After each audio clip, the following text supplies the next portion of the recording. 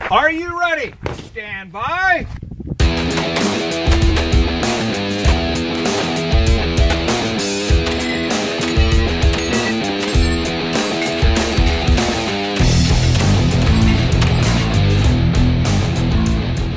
Welcome to the 3 Gun Show, brought to you by Armalite Rifles, LAG Tactical, and Breda Shotguns. I'm your host, Dave Hartman. This week, I'm joined by custom cabinet maker, firefighter, and team CMMG shooter, Shaun Oleksy.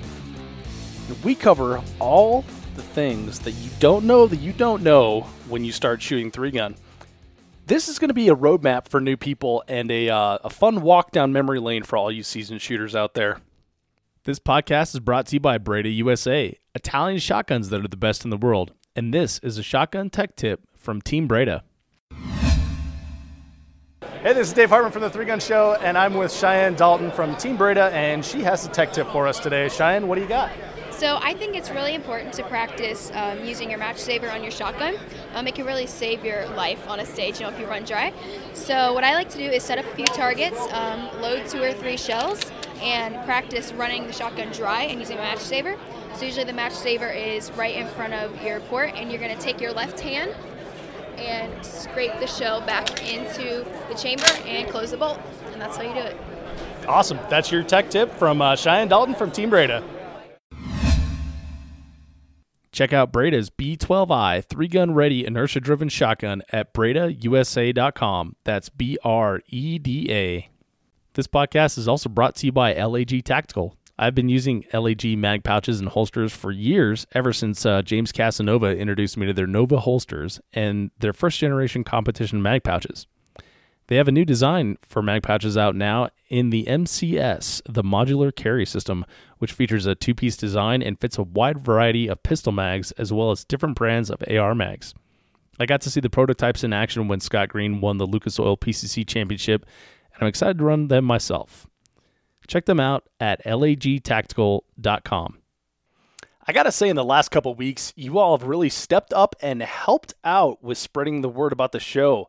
And I'm very grateful for that. We're up 20 ratings in that time on iTunes and 8 reviews. I can't tell you how much this helps spread the word of the show. Thank you so much for helping out. And I want to read one of those reviews to you right now. This one is from Woodsman Bryson, and Bryson says, "Best podcast and most informative information for our sport. 5 stars. Dave has created an outlet for shooters to listen and watch and learn from some of the best guys out there. I listened to his show when I first got started, and as I continue in the sport, the podcast continues to help me. Thanks, Dave. I encourage everyone to give the show a follow." Thank you, Bryson. I totally appreciate that. It's really the goal of the show.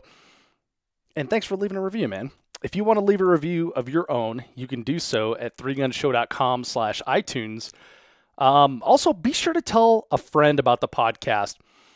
It is shooting season again in the colder parts of the country, the parts that actually get a winter, like Colorado, which is where I'm at right now. So if you see a new shooter on the range, help them out in some way, and tell them about the podcast. The best resource for practical shooting out there, the 3 Gun Show. And that is what this particular episode is all about. Shaun Oleksy and I have shot together multiple times since meeting back in 2015. Shaun's from Missouri, and we met here in Colorado. And recently we've reminisced about all those firsts that are in 3-gun. Like buying your first shotgun, going to your first match, shooting your first major, stuff like that. And we kind of surmised that it's not as easy as it always sounds. There's so much that you don't know that's out there.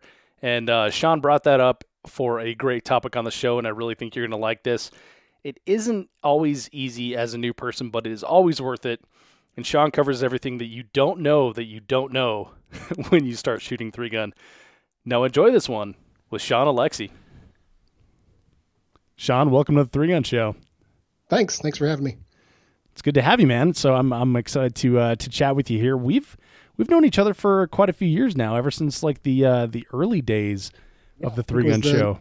Noveski match in 2015, I think, is the first day I met you. Absolutely, one of my favorite stories to tell about like the early days of the podcast. It involves you and your wife. Well, thank you. Yeah, I remember standing there the ROs were shooting, and you were sitting on the bleachers, and I'm just standing there watching, and I hear your voice, and I had about 10-hour drive all the way out to Colorado, and I listened to your podcast almost all the way out there, and my wife was so sick of listening to you and hearing all the recordings. And I'm standing there, and I hear your voice, and I turn around, and I'm like, then you stop talking. I'm like, who was that? Which guy? I recognize that voice. And then I ended up telling you my wife was so sick of hearing your voice all week. Yeah, and then you got to introduce me to your wife, and you're like, oh, this is the guy that we were listening to when we were driving out here. And she was like, oh, my God. Yeah. This is too much. Yeah, that was hilarious. It was and probably something that's been repeated half a dozen times over the years here. So she brings her own headphones and listens to music now when we're on our way to matches. I still try to download and save up all the episodes for those long trips, and now she turns on her own music and drowns you out. Nice. I'm gonna have to give her a hard time for that next time I see her. Well, Shaun, we've known, like I said, we've known each other for a couple of years here, but let's have the audience get to know you. Why don't you tell us a little bit about your background, who you are off the range? What do you do when you're not shooting? Okay. I'm a career firefighter for a suburb of Kansas City. And then I also operate a custom cabinet business in the Kansas City metro area. I got a couple guys that work for me. And then my wife actually just quit her job a couple weeks ago and came on board with the business. So we make just about anything out of wood, custom kitchen cabinets, furniture, desks, built-ins, kitchen tables, just about anything that I can build in the shop and carry out and install or deliver is kind of what we do. That's cool. Is your shop, is that at home there? Yes. So it's at my house. Kind of when we first got married, we had kind of talked about wanting to get some land, and I was wanting to build a shop to kind of have my own business. And then she was also wanting to get horses. Ever since she was a little kid that she had wanted to get some horses. And about, I think it was 2010, we actually made that jump and got some land. And I spent the entire year of 2011, every day that I wasn't working at the fire station, building a shop. And then finally moved in right about Christmas time. And it's been going crazy ever since with the business. No kidding. That's awesome.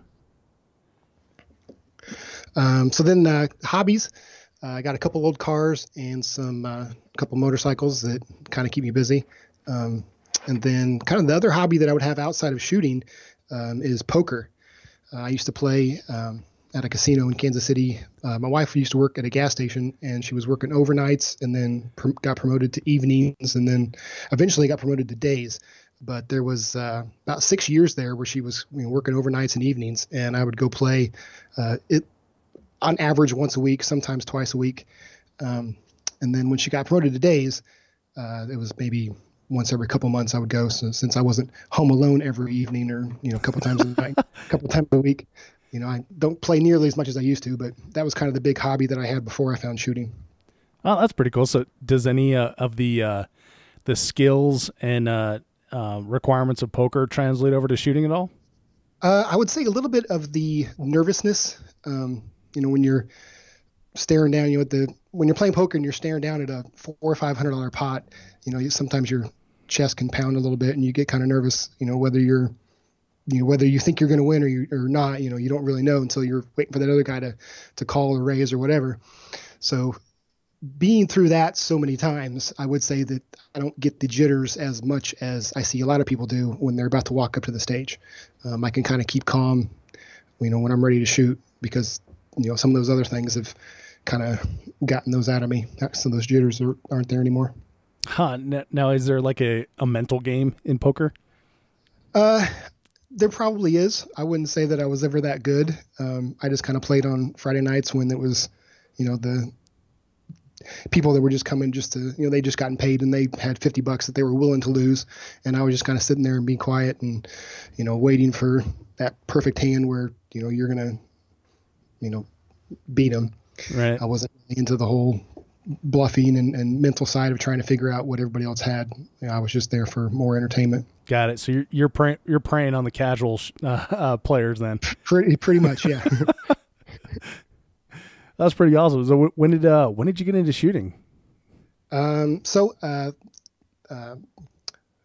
dad bought me a .22 rifle when I was 8 years old.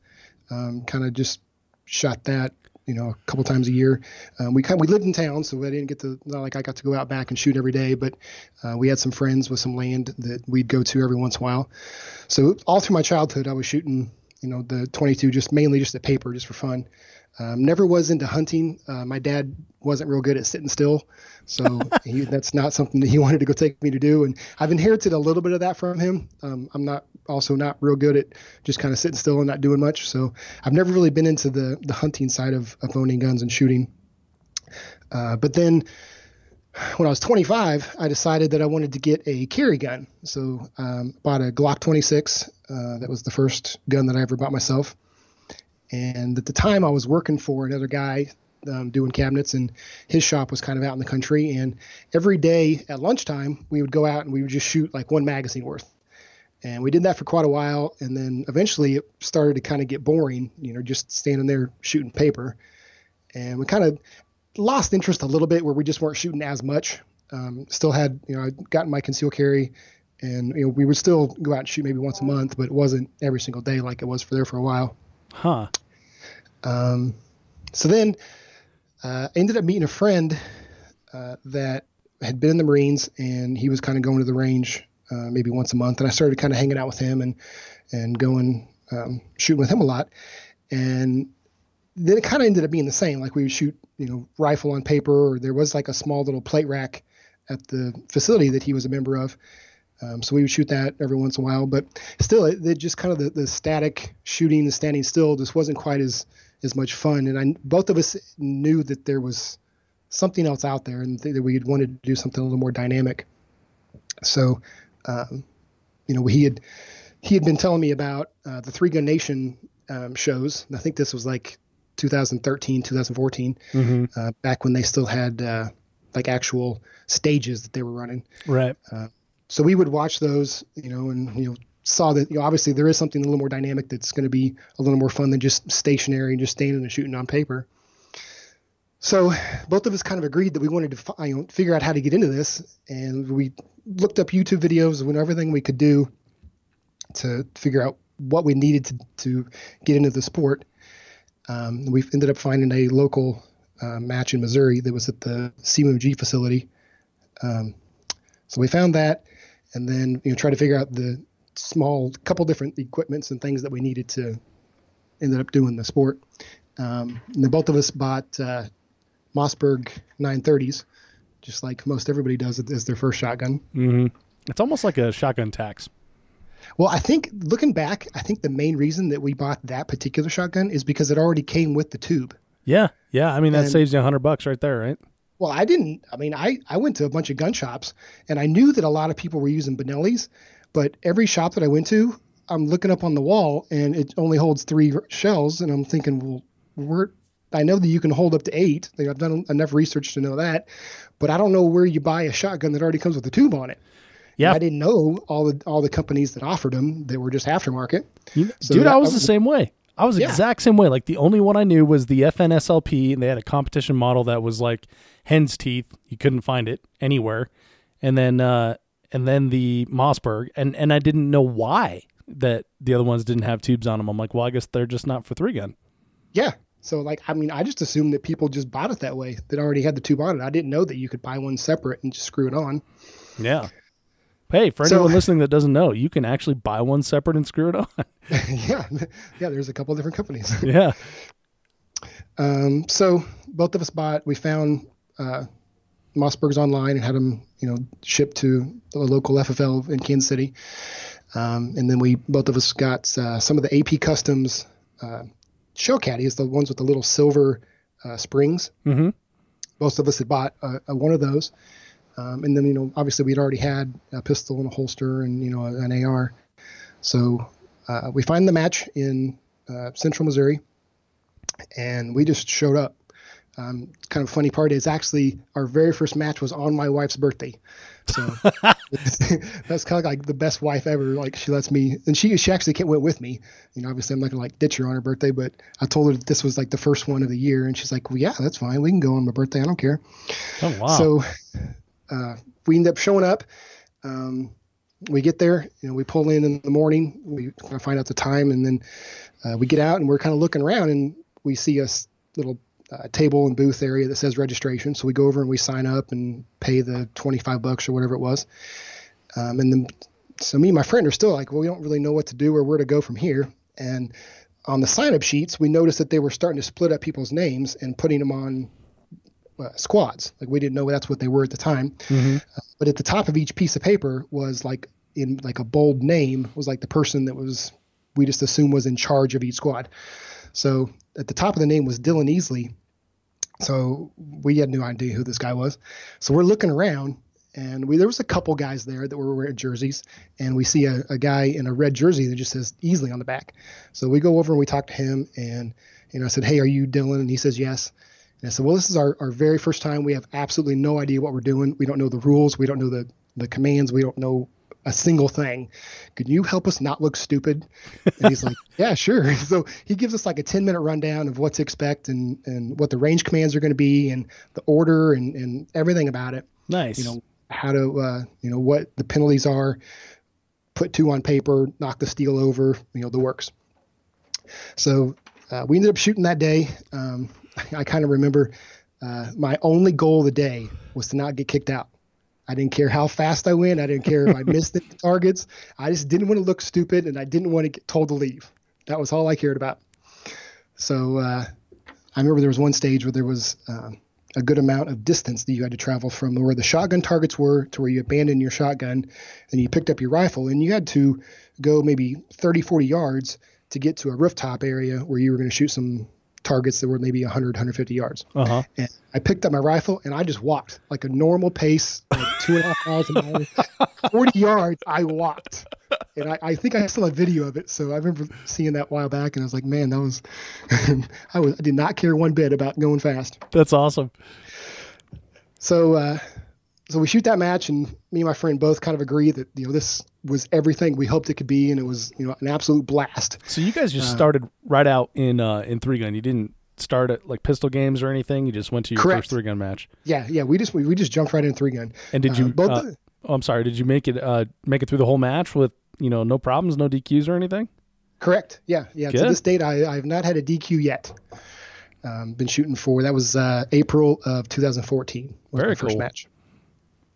Both of us kind of agreed that the pistols matches kind of they still look like fun, but when you can shoot 3 times as many guns, why not? If you're going to go to a match, you might as well shoot as much as possible. Yeah. Well, it's true. So that was kind of our thinking. So we went to the next month. We went to the next club match, shot another one. And the second one, I tried to move a little bit quicker. I still was mostly concerned with not looking dumb, not getting kicked out or DQ'd or anything. So I still kind of took it slow, but I wasn't like walking everywhere like I did the first month. But then the guys at the match were telling us that there was a major the following month. And they kind of explained how the difference between a club match and a major match. And me and my friend kind of decided, yeah, that sounds like a lot of fun. Let's go ahead and sign up. So this was kind of right when Practice Score first started coming out. So there was a lot of matches that weren't using it yet. So we got signed up, we paid, and then I remember I was hanging out with my friend, and he gets an email on his phone, and he starts looking through it, and it's got the squatting, and it was like the match director had squatted everybody on his own. There was no self-squatting at this time. So he's looking through it. I remember those days. Just kind of showed up and lumped you together. It was kind of cool. You get to meet a lot of new people that you normally wouldn't squad with. Yeah, that part was pretty cool.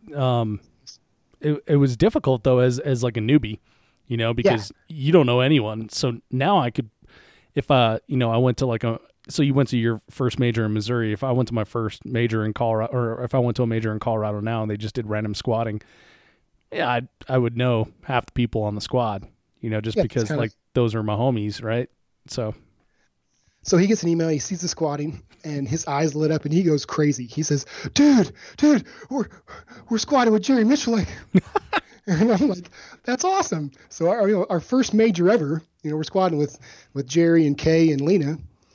And, so, a lot of guys on your podcast talk about how in the sport, how it's so unique that, no other sport are you going to go out and immediately have a pickup game with Michael Jordan or go play golf with Tiger Woods. Yeah, exactly. But in shooting, you actually can spend the entire day with the biggest names in the sport. Right. And your first match ever. My first match ever, I'm actually getting to do that.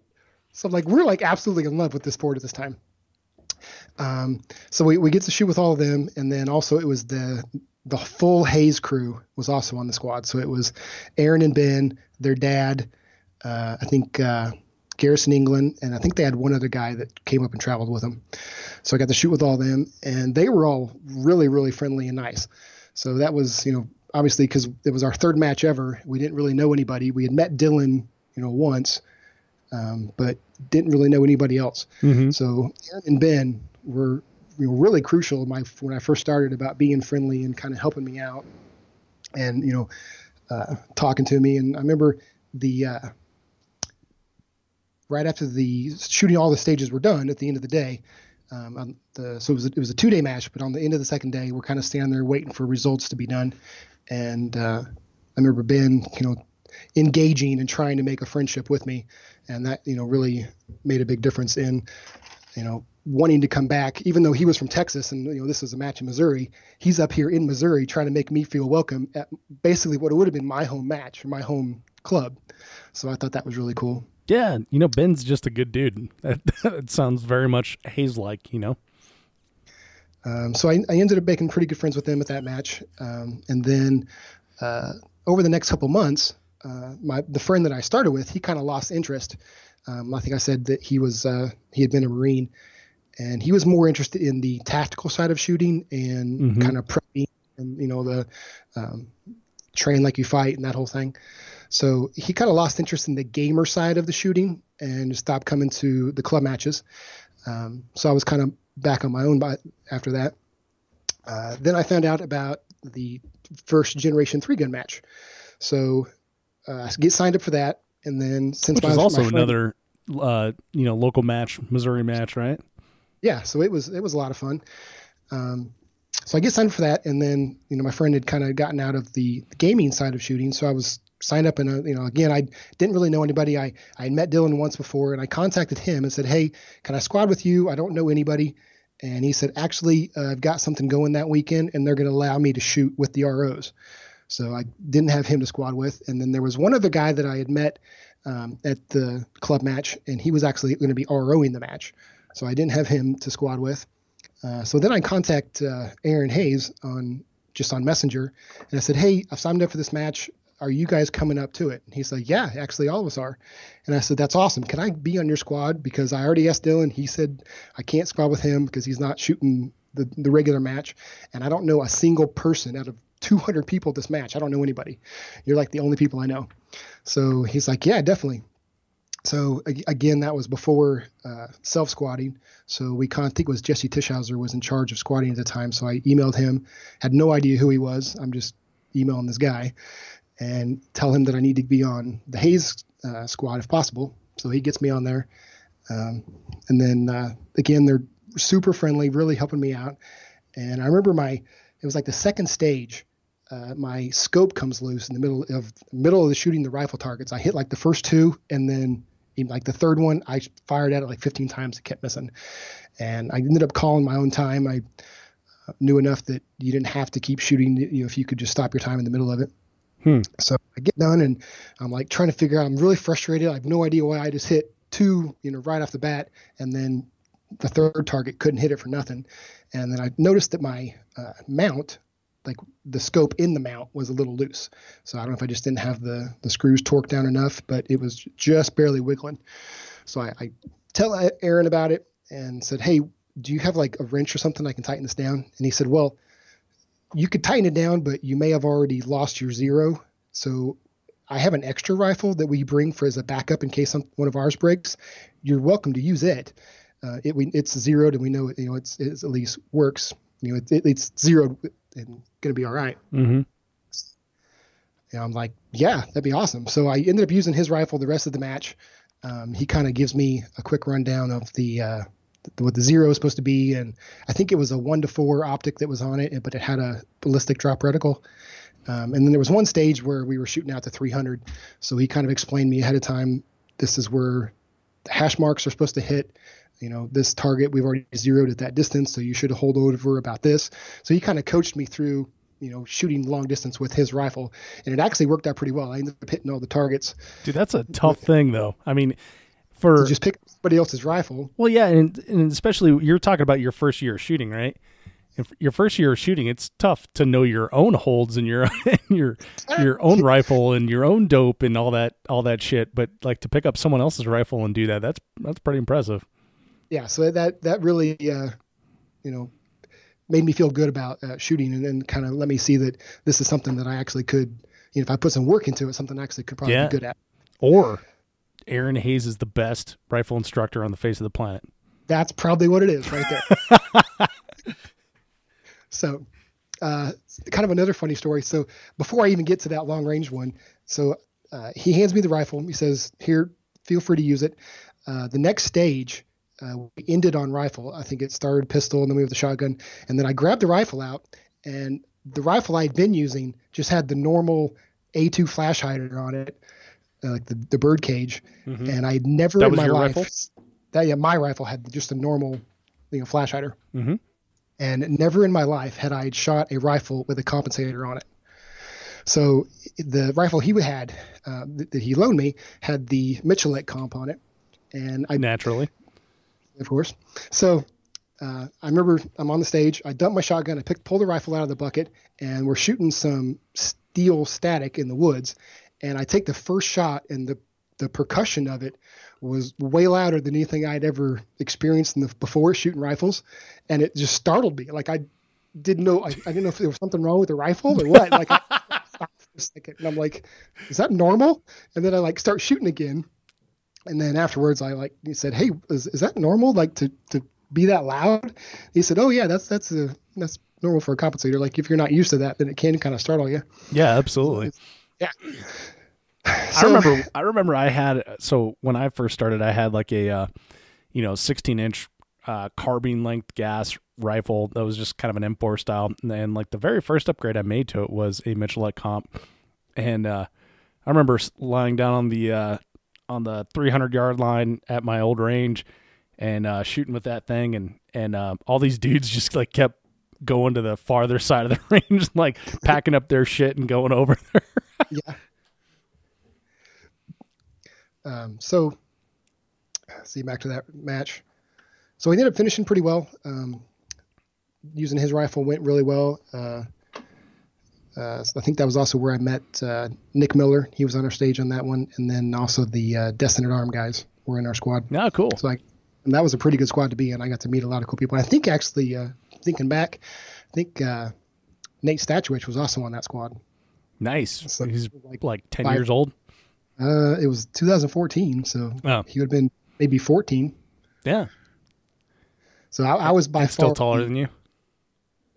I don't know. I think he was a little shorter than me at that time. So, but anyway, I was by far the worst guy on that squad. Which when you're that's definitely the place to be.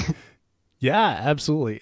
It's one of those things that's like important for the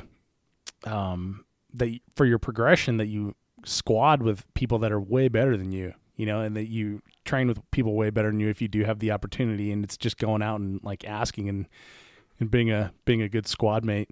Well, Shaun, we're here to talk about like the intimidation factor of 3-gun. So, you're sitting there as the only guy on the squad that doesn't know everybody else. And you're sitting there with your, stockish rifle with an A2 flash hider. Like what was that experience like, other than your rifle going down? Like how did it feel? Well, I mean, the biggest part for me was not knowing anybody. I would say that's the most intimidating part of showing up after, my friend that I started with, after he kind of lost interest, going to that first major and, kind of standing there not knowing anybody and looking around and just, I knew that the Hayes guys were coming in and I was supposed to be squatting with them, but, I got there quite a bit earlier than them, and, just getting out of the truck, just kind of, got my hands in my pockets, just kind of wobbling back and forth and not knowing who I need to go talk to or, introduce myself to. But that was definitely the most intimidating part for me, was trying to meet people and make friends. Yeah. And I hear that same thing from new people who are just talking about like a club match. And, you're looking at, depending on where you shoot a club match, you're looking from anywhere from 50 shooters to 100 shooters. But yeah, when you're talking about your first major and you're going into it by yourself, and especially, Generation 3 gun, because it's on like a ranch, right? So it's there's no sign. It's several hundred acres. Yeah. Yeah. And there's no sign there that says like, here's where this thing is. Here's where that thing is. So it's like that's actually another little soapbox of mine, is the lack of target or lack of signs at 3-gun matches. So that's something that's aggravated me for several years now. It's funny that you mentioned that, because I just, before we got going here, I just sent an email to a friend of mine who I shot his. I'm just gonna go ahead and say it. So Kevin Travis, okay, SoCo 3-gun, right?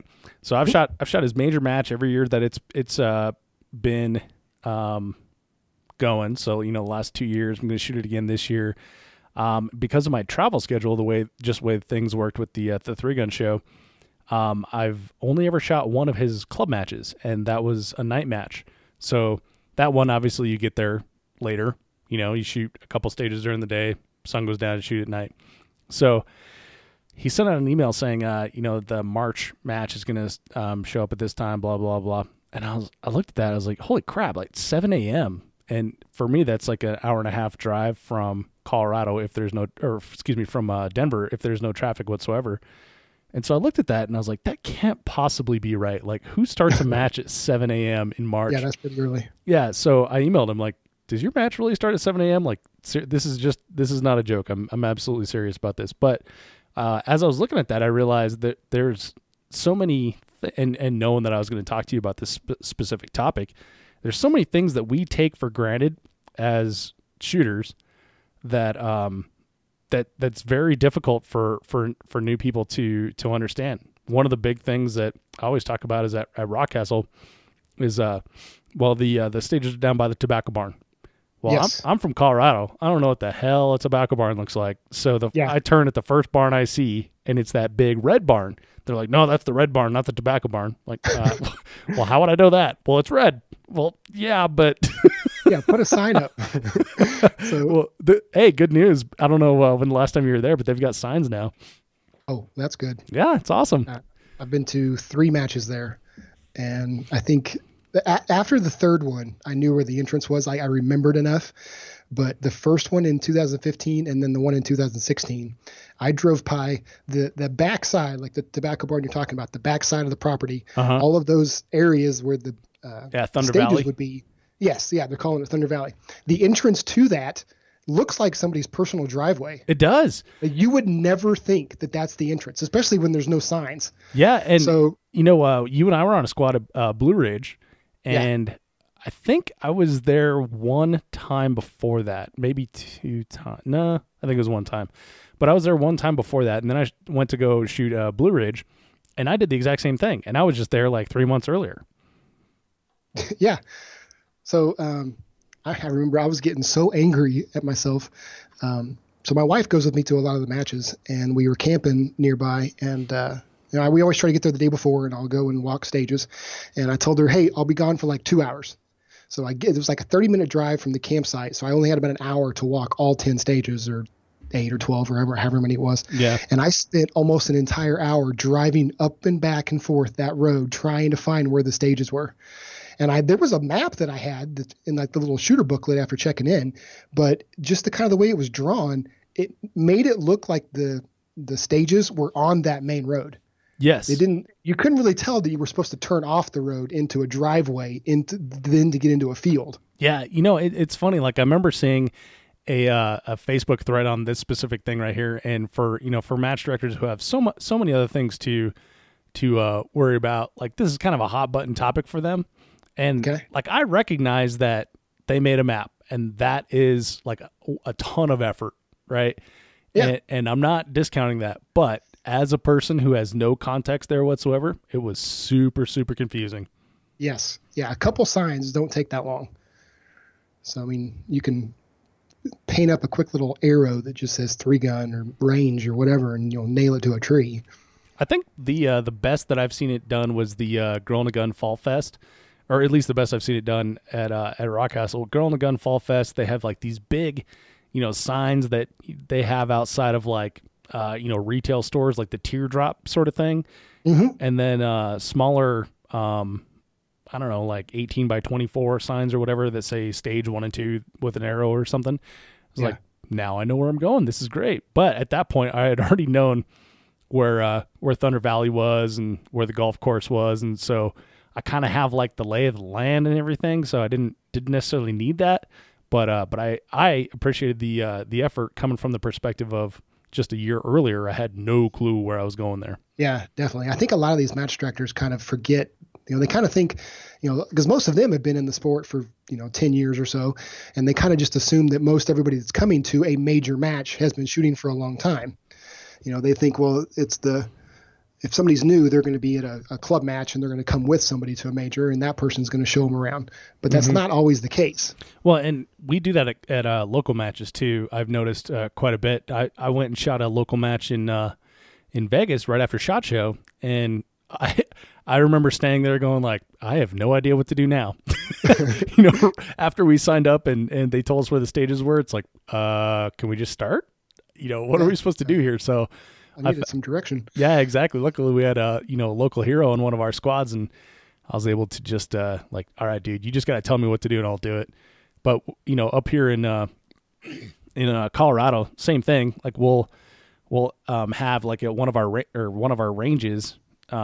There's like a shooters meeting that takes place under this awning, and then we all go walk stages together, and then we go and shoot. So I've seen experienced guys tell a newbie like, yeah, just hang out and we'll get started here. The shooters meeting is under the awning. But when you're standing in the parking lot within, if you spin 360 degrees, there's like 5 awnings.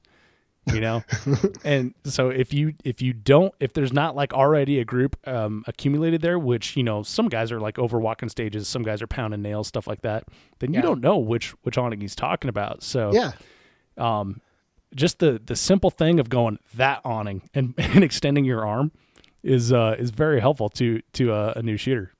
Mm-hmm. Another thing that I kind of noticed at matches is if they're not going to have the awards at the match, there needs to be a little more communication on that. There's been several times where I've shown back up, like there was a AM PM squad, and the second day I was in the AM squad, and then I went back to, either I went home or I went back to the campsite where we were staying or wherever, went to the trailer, and then took a shower. When I came back, there's nobody on the range. Yeah, and I'm like, I don't know what to do or where to go. Like nobody told me that the awards were not here, so I don't really know where I'm supposed to do now. Yeah, and that's one of the big benefits to a place like Rock Castle is they've got the parking lot outside the lodge. Like, yeah, if all you have to do is go get near the parking lot, and you can figure out where everything is. Yeah, definitely. That one was pretty easy to find. Definitely.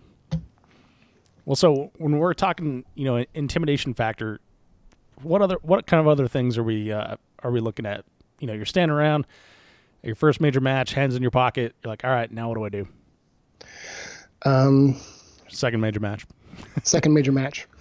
Well, that match is actually one of the stories I'm talking about where I I've got some in-laws that have a lake house that was only about an hour from where that venue was. Oh, cool. So I went back and took a shower and got all ready and ate dinner. And then I showed back up to the match, and, it's a large facility. It's on a guy's personal ranch that's like 200 or 300 acres. Mm-hmm. And I drive into like the main area where the original registration was, and there was not a single soul there. And then I started, I knew that awards were at like 5:30 and it was like 5:00. I just got there just a little bit before when I was supposed to. And I didn't know where I was supposed to go. So I ended up just messaging every person I could think of that I had met that day in the squad. And luckily, I think it was actually Ben that messaged me back and gave me the address of where the hotel was where they were holding the awards. So that's another part of just kind of being intimidated is not knowing where to go and what to do, is like you're saying. Yeah. I think just a simple thing of like where to go and what to do. So, Adam Maxwell has been on the show frequently, and he's a, match director in Minnesota. We were talking about this, and we kind of had a little bit of a debate because Adam, he is a match director. So from his perspective, like there's so much going on that he doesn't have time to deal with this. And from my perspective as like a consumer, I'm always like, I just want to know where to be and when. And one of the examples that we gave was at the Nordic Vortex Trigun. They're like, okay, so go shoot in the bay zone gate 3. Like, there's more than one gate. Yeah. where do you guys start numbering? Which one are we at now? That kind of thing. And I was telling him, like, just a little aerial photo from Google, just a screen capture with a dot on there, would be helpful. And that would be a lot easier. Yeah, for sure. And so Adam brought up that he's like, dude, that is so far from things that are important to me when I'm trying to put targets in the ground and trying to make sure that I have ROs to staff and we're getting on schedule and things like that. And it really helped me with that perspective of like, man, there's so many conflicting priorities. But I mean, I can definitely see there's a lot that goes into put on a match. So I much. definitely understand that. So much. Yeah. But yeah, the where to be and when, it's very important stuff in life. Yes, I would say that's one of the most important, at least at a match. Yep. All right. What kind of other intimidation factor stuff we got going? I would say a good analogy for what kind of the way I see when I first started is, if you ever see somebody when you're like driving down the street and you see somebody on a motorcycle, and you can kind of tell that they just got the motorcycle and they haven't been riding their whole life, and like the way that they put their feet out when they're still going like 30 miles an hour and they're slowing down onto a stoplight and they've got their feet out like they're about to put them on the ground, but they're kind of hovering there like they're afraid their bike's going to tip over if they get down to like 10 miles an hour. Or, just the opposite when they actually take off, the light turns green and they keep their feet out until they're like about to shift to second gear.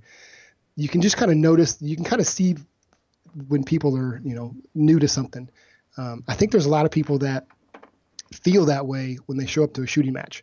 They're kind of intimidated that there's these people here that have been doing this longer than they have and are much better at them.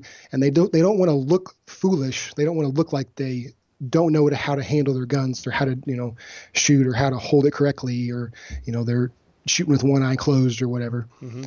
But you can pick them out, right? As now a seasoned shooter, you can tell who's. Yeah, a little bit. But like what I'm trying to get at is that it's not really that big a deal. Like you're afraid that you're going to look that way, but it's okay if you do. I mean, everybody's got to learn sometime.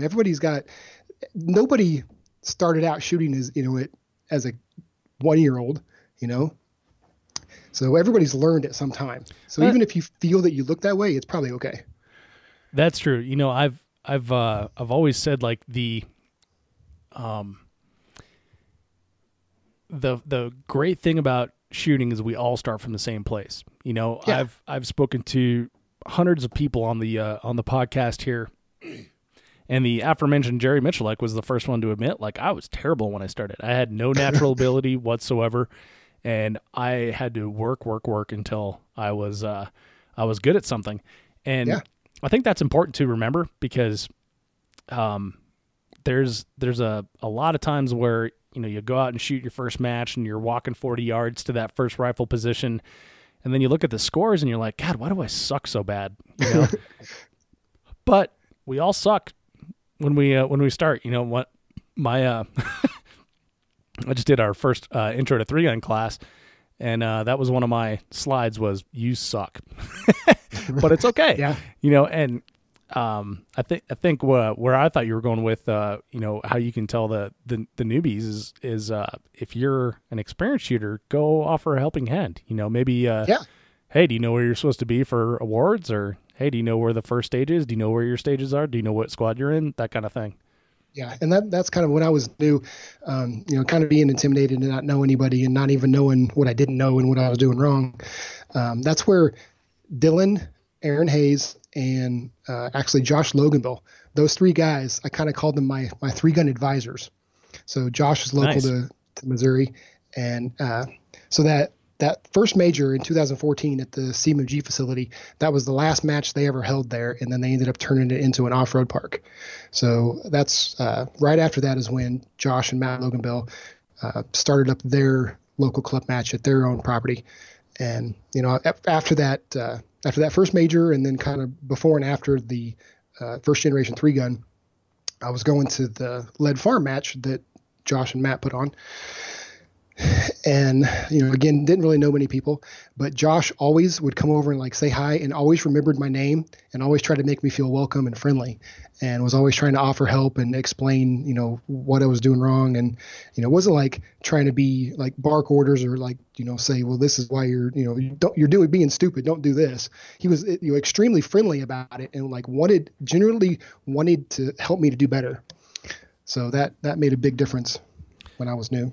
Yeah, absolutely. And it's one of those gestures that's like, I don't know, something small that you do to help someone out. Like, hey, let me show you how to reset this swinger here. Yeah. Someone's going to remember for a lifetime, Yeah.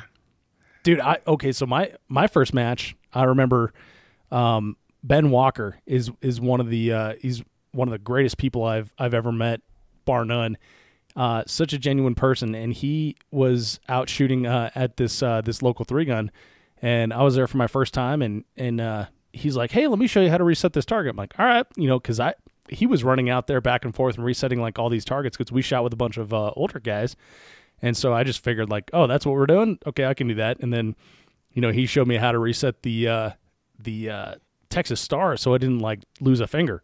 Yeah, that's important. Some of those are pretty hard to do. Yeah, and this is one of those MGM stars where it has the flat piece on top of the bearing surface, so you can set the targets back there. And so he showed me that little trick. You stack up the targets first, and then you put one down, let it go to the bottom, and now you're not going to lose your teeth. And it's like, wow, there really is a method to this. And I've remembered that ever since, and I've taught that to dozens of people over the years. Yeah. And it seems so small now. Like it's just something that we go do again and again and again. Yeah. But you just take it for granted. Yeah, absolutely. But had he not showed me that, that method of doing it, I could have lost a tooth. Could have got whacked in the face. Yeah, that's not fun. Yeah, so it really is those small gestures that help take away that mystery of everything. Yep. So, kind of the next progression of my story of 2014. At this point I'd been to 2 majors, and I would guess maybe either 3 or 4 club matches, and I'm totally in love with the sport. And then I'm trying to think, how am I going to convince my wife that we should go to more, several, maybe 4 or 5 out of town big matches for the next year. So I'm trying to think to myself how I'm going to convince her to do this. And so I mentioned earlier that my wife wanted to get horses when she was younger. And that's kind of her hobby, is horseback riding. And that's not necessarily something that's safe to go do by yourself. So I kind of get roped into going with her, and we have 2 horses and a trailer, and we go, camping, and every once in a while, and we'll just go trail riding. So I'm thinking, why don't I pitch the idea that we'll get a large camper that's got like a horse area in the back. So if you're not familiar with just kind of the horse industry, there is a style of trailer that is similar to a toy hauler. Where there's like a full camper in the front that's got a living room, a kitchen, a full bathroom, a shower. But then the back side of it is like a regular garage. But instead of putting your four-wheeler in it, you put between 2 and 4 horses, depending on how big your trailer is. Yeah, your toys eat food and crap on the place. Yeah. And then there's other little compartments of where you would put water and hay and all that other kinds of stuff. So I'm thinking, you know what, maybe I should pitch the idea that we'll buy this trailer, we'll take the horses with us, and I'll shoot the match during the day, and we'll find somewhere to ride in the evening, and then I'll trail ride with her. So I explained this whole thing to her and give her this idea, and she's like, yeah, that sounds like a lot of fun. Let's do that. So we ended up buying a trailer that winter. It was like a 1986 piece of junk. and we got the brilliant idea that we're going to completely gut it and rebuild it over the winter. And that was like the worst idea we ever had. So come spring, we're like barely, we've done almost nothing on this trailer because it's taken so long, and that's just not something you do, is remodel a camper. But we didn't know that at the time. That does take a long time. Yeah. So finally we decided, we get rid of that one, and we finally just buy a brand new one that's just kind of a base model, like the smallest that we would feel comfortable with. But we ended up buying a brand new. So we ended up, I think we got that summer of 2015, and I think that Noveski match, I think that was the first match that we ever took it to, that one that I met you at. Oh, cool. So we went to several matches in 2014 and then all of 2016, and then we ended up kind of liking the Life so much that we ended up trading it in on a much bigger one that was a lot nicer. So we think we've had this one about a year. So you pulled the ultimate move, which was you got your wife excited about going on match travel with you. Yes, which is like super rare. Like she is aware that she's like the only wife at most of these matches. Yeah, and it's got to the point where like everybody knows who she is. Like everybody sees her and they know that she's my wife. And I think out of, I don't know, maybe 35 majors that I've been to over the last several years, I think there's been 2 that she hasn't gone to. Wow. Yeah, and I get to see this. You've got some pro tips too. We should probably get into this, like how to keep your wife comfortable on the range. You always bring like a really nice chair for her to sit in. Yes. So she's got quite a few things that she likes to have. She's got her chair, which usually. Obviously we're moving from bay to bay to bay. So she'll usually push my cart with the guns, and then I'll carry her chair and the cooler or whatever else that she has. I'll carry the stuff to the next one while she's pushing the cart of guns. But yeah, she's always got a chair. She's always got a cooler with water and other things in it. She's always got a Kindle. And then she's also got like a little battery powered charger that she can keep the Kindle charged all day. But she's really big into reading, so she doesn't mind just sitting there and just reading all day, and then she jumps up and films me for my 30-second stage and then sits there the whole rest of the day. She's pretty good to me. Yeah, no kidding. That's all. Reading is like the perfect hobby to complement shooting then, because she doesn't need to watch you resetting all day. Yeah. Also, what other kind of things do you do to keep the wife comfortable and interested? Obviously bringing the horses, going on rides at night. I know you guys bring your doggies with you now. Yes. So kind of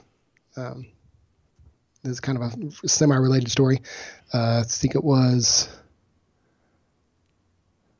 I can't remember which year it was, probably 2015. We decided that we wanted to go on a little bit longer trip in the fall, and we ended up going to Three Gun Nation Nationals and then also Blue Ridge. And we decided that we were going to take a 10-day trip, and we were going to ride in like either 9 or 10 different states. So after I pitched the idea of getting the trailer and traveling to these matches, she decided that she wanted to ride horses in the lower 48 states. Nice. She decided that early 2015 when I gave her this idea, and as of the end of 17, we're at 25 states. So we haven't had a match. Yeah, that's a lot. So we haven't had a match in all those, but just like this trip I'm talking about. So we took 10 days. I shot 2 majors, and then we rode horses in 9 states and drove like 3,000 miles over that 10 days. God, that's incredible. It was like the most grueling vacation. I will never want to compact that much stuff into 10 days ever again. You're like gritting your teeth. I'm having fun. Yeah. So there, I just finished Three Gun Nation Nationals, and the next day we were going through, I think it was North Carolina or South, one of the 2 Carolinas. This is kind of 2016, right? When we had Hurricane Nationals. Yes, that's the one. Yeah, that was in 2016. Right, and then we squatted together at Blue Ridge for a little bit. Yep, yeah, that was your nasty spill. Yeah, and you were filming. Yes. So we're driving through. We had predetermined where we wanted to stop to camp and where we wanted to ride. And some of the places we were just going to stop in the afternoon, ride for an hour or two, and then continue on to the next day, and then go in camp for that night, and then just ride the next morning. So we're in one of the Carolinas. Can't remember which one it was, and it's starting to get dark. It was like maybe 6 o'clock, 7 o'clock, and it was kind of in the fall.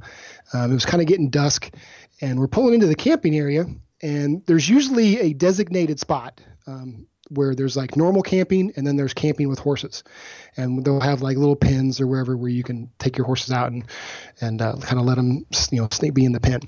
So we're driving through the campground, and we're looking for signs that say equestrian, horse, whatever. And we keep passing roads. We're looking for signs, and we can't find anything. And the next thing I know, the pavement turns to gravel. And then I'm thinking, man, I think we should probably try to figure out where to turn around. And I'm pulling this 30-foot gooseneck with the truck, and I'm on a gravel road. And the next thing I know, I'm like going up a hill, and then I'm going up a bigger, steeper hill. And the next thing I know, I'm on like switchbacks on a mountain. Oh man! On a gravel road, and it's like 1.5 lanes wide. And it's so dark. There was a couple.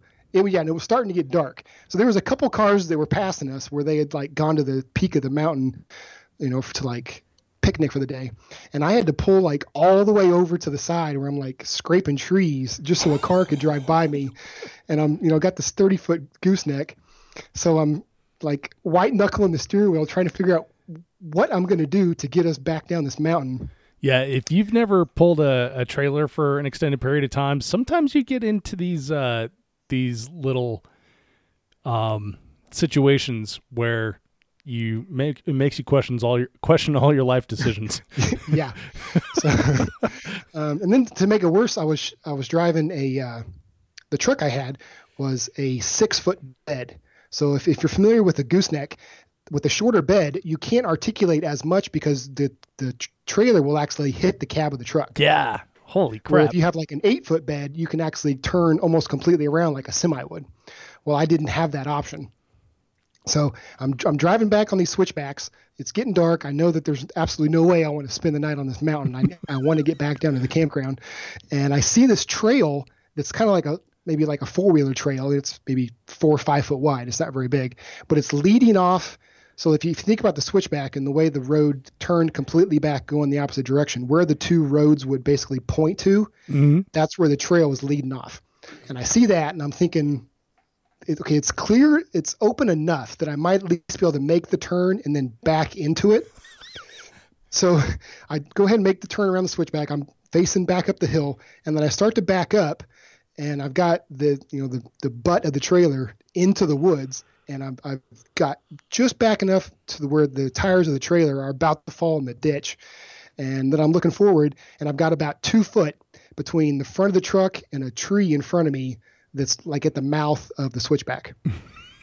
So I turn the wheel to the right, and I pull forward, and I turn it back to the left, and back up, and then back forward, and then back up, and then back forward, and I'm basically like Austin powering myself, back and forth. It took me like 4 minutes going forward and backward and forward and backward and forward and backward to finally I was facing back down the mountain so I could get back down to the campground. I've totally done that. Oh man, I was not on a mountain or anything, but I've totally done that. So we ended up, we never did find the equestrian area. We ended up just like pulling off in the side of the parking lot and just tied the horses to the side of the trailer. Oh man, that's good times. So are you guys still traveling with the horses then? Yeah. So I've got 11 matches on the schedule this year. We're not going to take them. I think we're only going to take them to about half of them this year. There was a couple of places we went to last year that she either was too far to drive, where it was like over an hour from where we were camping to where the venue was, and it just didn't allow enough time to get back to ride before dark, or she just didn't really like the campground that we were staying at. So yeah, that was like a Trigun, right? Yeah, that was the one I ran you back to camp, right? Yeah, that was one of them that was. I don't want to get too far into that, but it was not a good experience. Yeah, sure, and that was like that was at least an hour away from the range. Yeah, that was probably one of the furthest that we've camped away. In Kentucky at Rock Castle, where we camped, was about an hour away, and then that one in Minnesota. That was probably the two furthest. So we're taking them. We've got plans to take the horses on about 5 trips this year. That involve shooting, and then there's some others that I plan on just kind of like this weekend. We're going to do a little 3-day weekend, and we're going to go camp, and we're just going to ride only. There's no 3-gun involved. Nice. Well, all right. So, Shaun, I want to switch it up a little bit here, and you have come on strong in like the last couple of years, as far as your abilities go. Far away from the the first match where you're walking with the rifle to the rooftop. You and I've chatted briefly when we shot like a club match in Missouri, in Kansas City. You have like a training partner, standard training regimen, and you've also built a range in your backyard, right? Yes. So, when did you decide to I'm getting totally serious about this, and I'm going all in, piling up berms, and going to be burning through practice ammo? Actually, I think that was summer of 2014. So like my first year, and even before I started shooting 3-gun, I had kind of been dabbling on the idea of having an area that I could go back and shoot. And then that kind of just gave me the excuse for it. But I've got at the time I had an older Bobcat, and I started digging it out, and it was, an old piece of junk that was all wallered out. And I had been looking at getting a newer one, and there was a local dealer. I found one that was a really good deal. It was a lot newer and a lot stronger and more powerful than the one I had. And the salesman actually had it dropped off and let me demo it for the weekend. So did you build a demo berm? Yeah, I did. I think I put 22 hours on that machine in like 3 days over the weekend. And I pretty much built the entire thing over that one weekend. So that was a lot of fun. And then I actually kind of lucked into meeting a local guy in Kansas City that is kind of a big name in USPSA. It's Tim Herron. He's a grandmaster in single stack. So he had been shooting at like all of his practice was either dry fire in his basement or at an indoor range in Kansas City. And he like really didn't have anywhere that he could go practice where he could actually move around and actually do like movement training and stuff. So we kind of got hooked up, and he came out one day and we just started practicing together. And I mean, that was almost 2 years ago. And now he comes out almost every Friday and we practice in the afternoon. Oh man, that's awesome. Dude, yeah, that's a total win-win right there, right? Like Tim gets a place to shoot. He gets a place to shoot, and I get free training. That's awesome. So do you think that has changed your game at all, Shaun? Oh yeah. Obviously a pistol guy, in 3-gun, we are dividing up our practice into 3 different platforms and 3 different guns. Mm-hmm. So it's going to be difficult for anybody in 3-gun to ever be as good as somebody that spends 100% of their time at just precision rifle or just pistol or just shooting clays. Yeah. So getting to practice with somebody that's all they do is pistol has definitely helped me in, the pistol aspect of 3-gun. And then kind of another part of it is that he's really big, Tim is really big on shooting paper in practice, which I think a lot of guys in 3-gun, that have their own facility or they go to, a place, they try to shoot a lot of steel because it cuts back on the reset time. Right. And we just want to make some noise. Yeah. You just want to make some noise, but you're almost like creating bad habits, because if you hear a ding, you think I'm good, which isn't really, you're kind of not getting the full practice or the full benefit out of your practice. So Tim likes, we might put in 1 or 2 pieces of steel mixed in, but he mainly likes to shoot paper to kind of know where his hits were, and also kind of know, if you transitioned off the paper too soon, and you can actually see where your second bullet was. Oh, so he's got a lot of insight on practice. I like that, and that's one of my biggest complaints about the way we run matches, even club matches. You never ever get to see your hits. In USPSA, like, you're constantly looking at every single target, and you're like, okay, well, I remember looking at that target, jerking the trigger twice, so those shots make sense, then I remember looking at that, taking slow aim shots, and those shots make sense. With pistol, like one of the biggest things that people always talk about is calling your shots. Well, you can call your shots all day long in 3-gun, but if you never ever get to look at them, what does it matter? Yeah, because you can't actually start learning how to call your shots if you never got to actually go down and look at the paper. Yeah, exactly. That's one of the things I think is like one of the biggest benefits of using local USPS or club matches, USPSA club matches as practices. You get to see those hits where when you do 3-gun as like a practice session, you never see those hits. Yep. So do you ever get him on like a rifle or a shotgun or anything? I tricked him into shooting a rifle one time. I got a silencer or a suppressor. That was last summer or the year before, and I had it in my truck on a 22. And we were practicing for about an hour and a half, and then we were kind of packing up, and I was putting my stuff back in my truck, and then I realized that I had my rifle sitting in there. And I said, "Hey, you want to shoot a suppressed 22?" And he's like, "Yeah, sure." So we shot a little bit that time, but that's it. That's the only two times one time I've only ever seen him shoot anything other than a pistol. So I think Dylan has been trying to get him to shoot 2-gun. So I think Brian Corey has that new. It's got the 2-4 and the 2-gun, a couple different new divisions that he's trying to promote. Yeah, and UML. And I think, the UML. But I think Dylan's been trying to get a lot of the local Kansas City USPS guys to go shoot that. And the last I heard, it was about a month or two ago, he was trying to get a group together, and I think a lot of the guys backed out on him. No, nice. That'll happen when you have to drive for a club match. Yeah. Driving 3 or 4 hours to a club match is not fun. Mm-hmm. So what are some of the other things that you think have helped accelerate your game? If you can look back on like the last 3 years, what have been the biggest improvements that you've made? I think one of the biggest advantages is actually having a local club match that the person that puts it on creates the stages as difficult or challenging as what a major would be. So Josh Loganville, he's the one that's in charge of the local match that I go to is at him and his dad's facility. And the lead farm. Lead farm. And he tries to make every club match as extravagant and as challenging as what you would see at a major in any match. Nice. So that it makes it a lot more fun than just your average club match, but then also you get to practice a lot of things that you normally wouldn't get to practice, or that you would only see at a major. One of those is they have the room to shoot out to 600 yards on one bay, and then to 300 to 400 on a couple other bays. Sweet. So you'll shoot a lot of long range.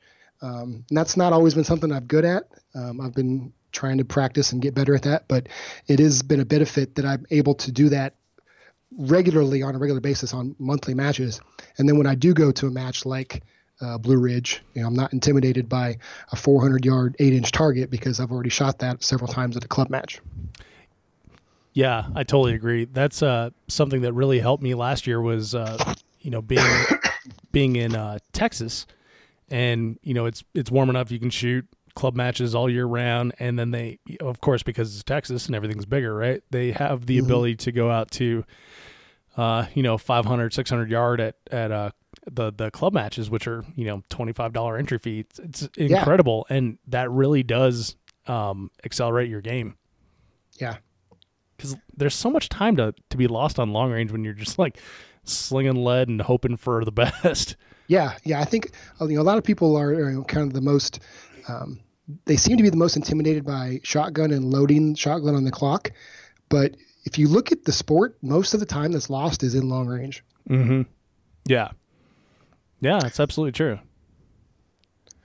Yeah, and in Colorado here, like our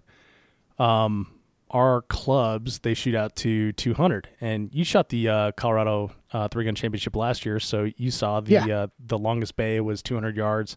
Mm-hmm. They're actually building another berm right behind all those other berms that's going to give I want to say it's like 600 yards. I don't remember. Actually, I don't even know if I'm supposed to talk about that, but let's just say I was supposed to. But yeah, so we're going to have the ability now in one of our club matches to shoot out to 600 yards. Yeah, that's awesome.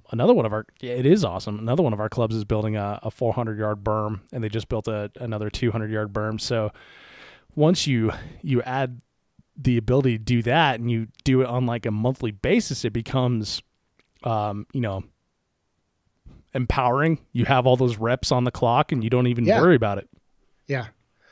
One of the things that I kind of notice new guys, kind of one of the mistakes that they make is you'll see a lot of guys that show up and they ask them what their zero is or what they zero their rifle is, and this doesn't always apply to most matches because just like you're saying, you only get to shoot 200 at the club that you're at. Right. There's not a whole lot of matches where you get to shoot past that, so it's not a big deal a lot of the time.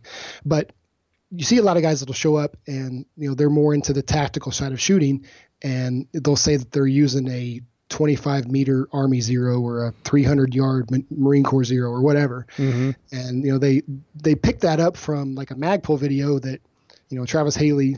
I've seen part of that video where he says, if you're shooting at a man-sized torso target with a 300-yard zero, you're going to hit somewhere in that torso at any distance from 2 feet to 400 yards. But that's not the case in 3-gun when you're shooting an 8 or 10-inch round target at 350 yards. You can't expect to have that 1-0 for every single distance when you're shooting a much, much smaller target. That's true.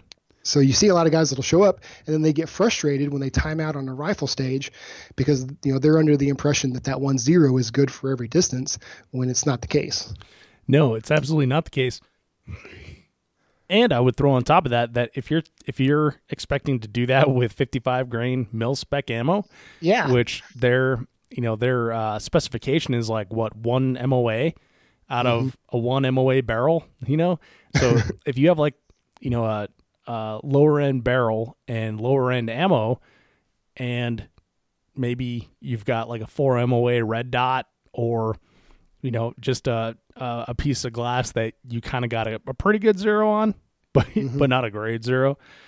There are so many variables before you throw in the fact that you're new and we're going to put you in awkward positions rather than on a bench with a ransom rest, that it's not achievable. And I will tell new shooters that are shooting distance, like, hey, if you have not shot this distance with your rifle and you know that you can hit a 10-inch target at 360 yards, take two well-aimed shots at it and move right along.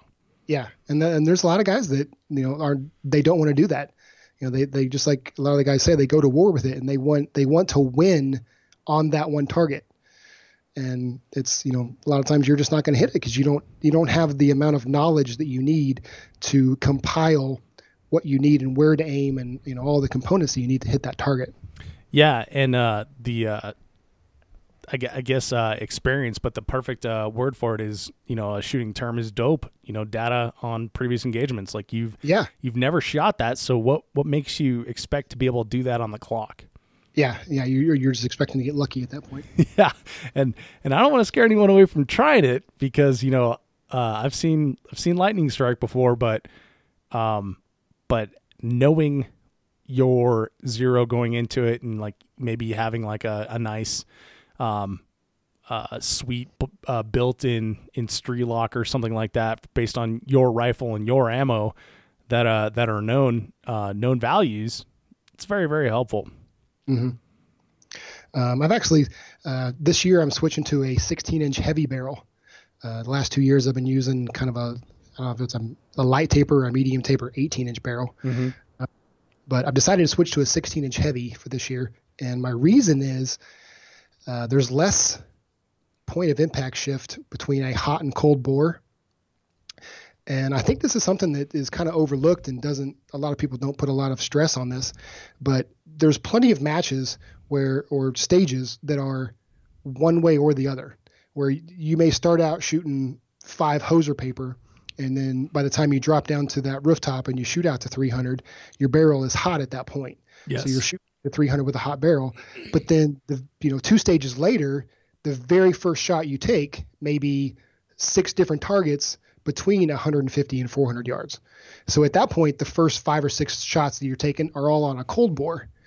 Well, if you have a lot of shift in where it is between a hot and a cold, that can really screw you up mentally.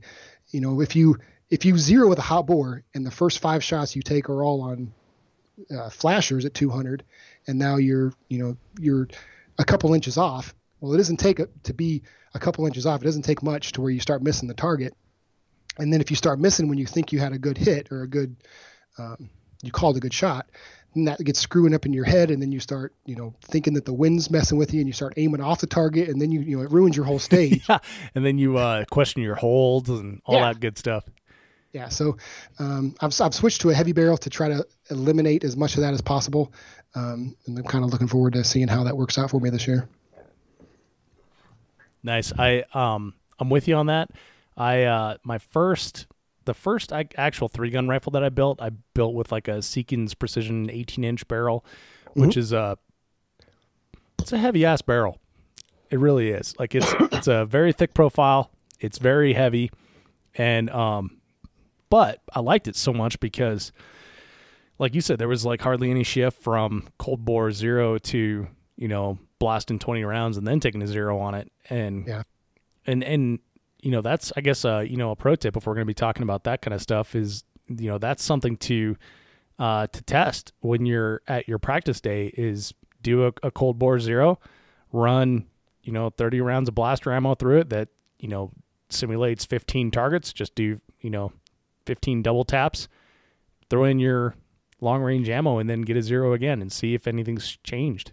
Yeah. And if you only have 50 yards of either whether it's at your personal house or, if you live on the country or, a range that you go to that has a rifle area, but it only goes to 50 yards, do the math, do just like you're saying, get your barrel, shoot once cold, then get your barrel hot, shoot again, and then see how much that impact has shifted, and then multiply that out to 200 or 300 yards. If you saw that you had a 2 inches of movement at 50 yards, well, that's going to be 6 times as much at 300 yards. Yeah. So you got to really think about that. Yeah, exactly. Like that's not something you see a lot. Like 6 times the movement at 50 yards is freaking huge, because you're like, that's a pretty good group. It opened up a little bit, but I can still fit them within, X. Like, yeah, well, stretch that out a bit and see how that works out for you. Well, so we've kind of gotten into, some tips here from that maybe can take away a little bit of that intimidation and that mystery. So, Shaun, what are some things that you see people doing outside of their rifle 0 that, like new people that maybe you can help with? What's like some of the low-hanging fruit? Well, one thing I would like to say, after you're done shooting, you're given the unload and show clear commands. I see a lot of people, well, I don't want to say a lot. I have seen several people where they try to do it quickly, whether they're nervous or, they just want to, they want the spotlight off of them as quick as possible, but they don't get the gun completely clear. And then when the RO says hammer down, they fire one into the berm. Oh, wow. And I've seen that several times. And I've actually, last year, there was a guy that I was filming for. I don't want to say his name, but he is fairly known in the shooting world, or in the world of 3-gun. Outside of 3-gun, if you said his name, probably most people wouldn't know who he is. But people that have been shooting for 3-gun for 2 or 3 years will absolutely know who this guy is. And I'm filming for him. We're at a major. He hands the shotgun off and to the RO, and then the RO asks him to show clear on his pistol, and he went through it so fast and then fired one off into the berm and got DQ'd. Wow. And I'm thinking, why do these guys, you see a lot, a lot of the big names, they do it so often, either at matches or just in practice, and it just becomes routine to them, but they do it so fast that they don't actually hold the slide open and show the RO that it's clear. And then, that 1 in a million time, just like that guy that's, been shooting for a long time, he gets DQ'd because he went too fast. Mm-hmm. I don't see why there's a need to go fast at that point. Yeah. Especially for a new guy, but I don't even know why the pros do it. I always tell my new shooters that when, I used to help instruct at like a ladies' night competition shooting, I guess, match. Yeah, let's go with that. I used to help instruct, and any new person that came along is like, hey, when we say, when you're finished, now it's time to, like, pull your hands in, take a deep breath, and we're going to say unload, show, clear, and there is no hurry because you are not on the clock. So do it safe, do it slow, and, let us see inside the chamber. The other thing I see kind of on the same lines is, like, people try to do it so fast and then stuff their pistol in their holster without even looking. And I always tell them, like, look your gun back in the holster. Don't touch your holster with your weak hand, but look your gun back in the holster, because I've seen so many people miss it. And I was at a bowling pin match a couple weeks ago, or maybe a couple months ago, and I saw a guy, like, try to do that, the no look, miss it, and then he starts walking away as he's, like, still trying to get it back in, and he was 2 steps off the firing line facing us when he finally got it in his holster. I was like, what the fuck? Yeah, it was pretty incredible. And the RO by that time, since he'd already unloaded, show cleared, he was trying to figure out what was going on with the next guy, and he wasn't even paying attention. The guy didn't even have his gun back in his holster, and he was walking away. That reminds me of another thing, something that I think a lot of new guys just don't know about the etiquette of the gun handling on a cold range at a match. Now, it's rare that I see this, but there's a lot of guys that just don't know that you're not supposed to do that. But just like you're saying, when your pistol's in the holster and you're just walking around, you do not pull it out of the holster unless you're at a safe area or you're instructed by the RO to go ahead and make ready for your stage. Yeah. So there's a lot of people that just show up and they're under the mindset that if you're over just talking to somebody and somebody says, hey, is that the new SIG X5? Your first reaction is to, like, pull it out and show it to them. Oh, dude, I've seen that. Yeah, which is not okay. I've seen that happen. One of my pals asked a guy, like, hey, what sights do you have on that? And he pulled his gun right out. Didn't even hesitate. Just whoosh.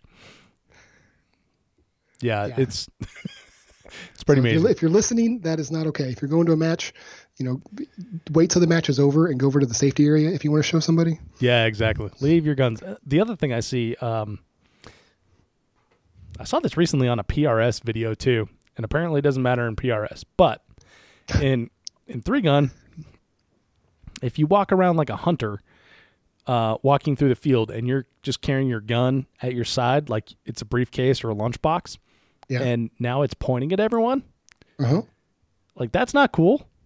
No, not at all. Yeah, hold it up in the air, like, face it upward.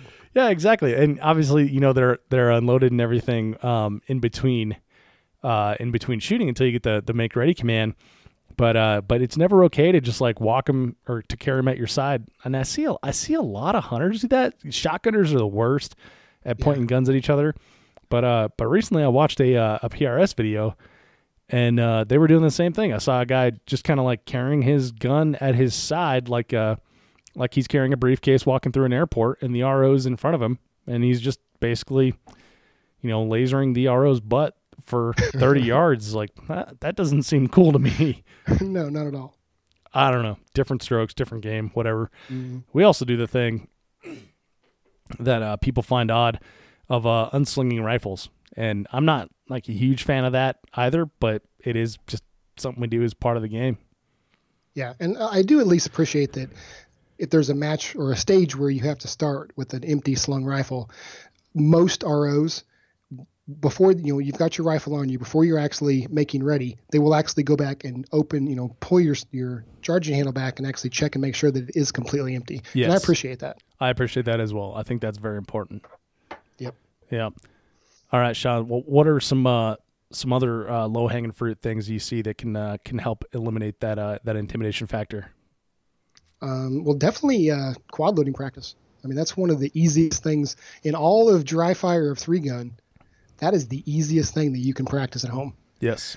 And you see a lot of guys that kind of get nervous on the range and they'll fumble quite a few loads, which is fine. I actually take twice as many shells with me on a stage as I need, because if I get a bad grab, I ditch all 4 of those shells and grab another 4.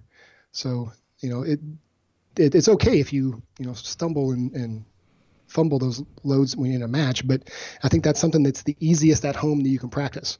You can do it without ever chambering around. There's plenty of companies that are making dummy shells that you can buy and use, but that's something that you can just do. You can just stand in the living room and just do it over and over and over. So yeah, that's definitely a thing to practice. Yeah, and that definitely helps a lot. Yeah. And I do highly recommend the dummy rounds. There's a guy named I think his name's Brian Weichel or something like that, who's on Facebook that I just bought a bunch from, and he's shipping them out to me. I've picked them up at Brownells before, but you want to get dummy rounds and not snap caps. Snap caps, no bueno. Dummy rounds, thumbs up. Mm-hmm. I bought this cheap little like $60 press, and then actually made a bunch of my own with I pushed the wad in first, and then I put the lead on top of it, and then crimped the top of it and just made my own that did not have a I pressed out the primer first. Mm-hmm. I made a whole bunch of my own dummy shells when I was first trying to practice quad loading. Cool. So no primer, no powder, just a wad and lead. Yep. So the weight still feels the same. Yeah, the weight still feels the same. They still load the same. Yeah. One thing I've kind of noticed in quad loading practice is that if I'm standing perfectly still and I load, I seem to screw up more often if I'm stationary.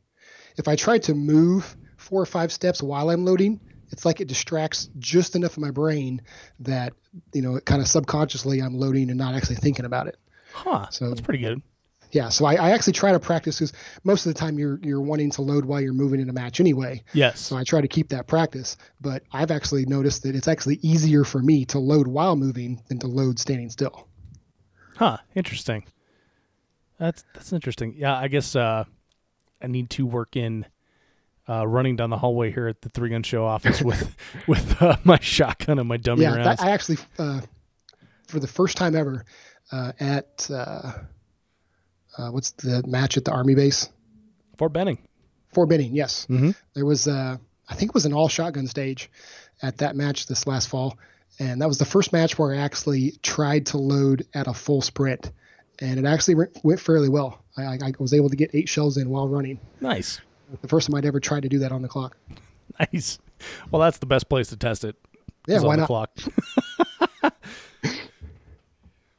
All right, Shaun. Well, we've covered a lot of ground here. We've gone through your story, talked about a low hanging fruit that we can help reduce the intimidation.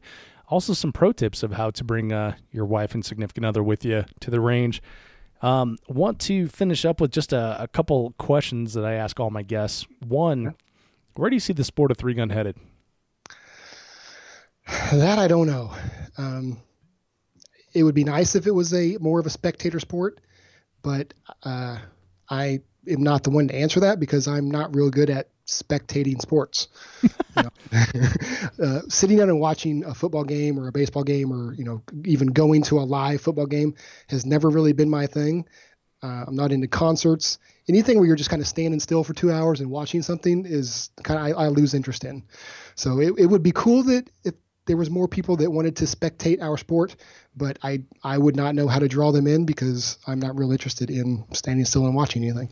I kind of get that feeling from you. You said you shot 35 matches in the last few years. Yeah. You built your shop where you build your custom cabinets. Mm-hmm. Also a firefighter, and aside from all that stuff and 3-gun, you have hobbies of working on cars too. So I kind of got that you're not a sit still kind of guy. Not very often, no. All right, Shaun. Well, man, I really appreciate you coming on the show here and bringing such a cool topic with you.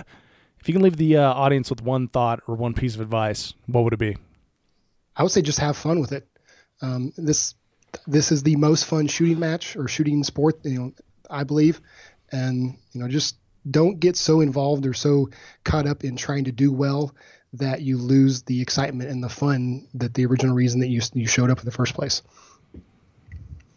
That's a great final thought, man. That's something that newbies can take away from it when you're first starting in a match. Just remember that it's fun and don't worry about your performance. But it's for the experienced folks out there, that's also something important to remember as well, that there's a reason that you got into this game. Yeah, don't get burnt out. Yeah, absolutely. Keep it fun.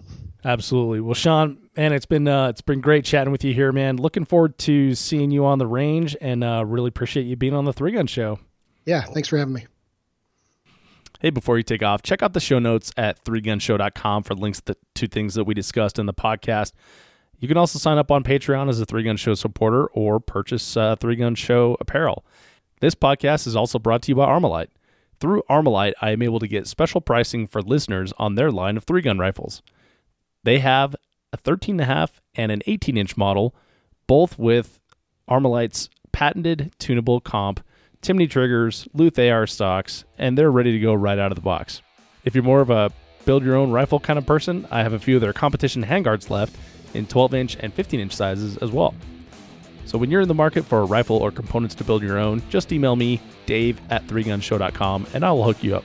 Anytime you see me on the range, you can check out my rifle. I'm currently rocking the 13.5-inch Shorty 3-gun rifle with a Vortex Optics Viper PST 1-6 on it, which I'm really enjoying. Quick reminder that if you enjoyed this episode of the podcast, subscribe in iTunes, Google Play, Podcast Addict, or wherever you get your podcast content, so you will always get the very latest. Thank you so much for downloading, listening, and subscribing to the show. I'm Dave Hartman, and I'll see you on the range.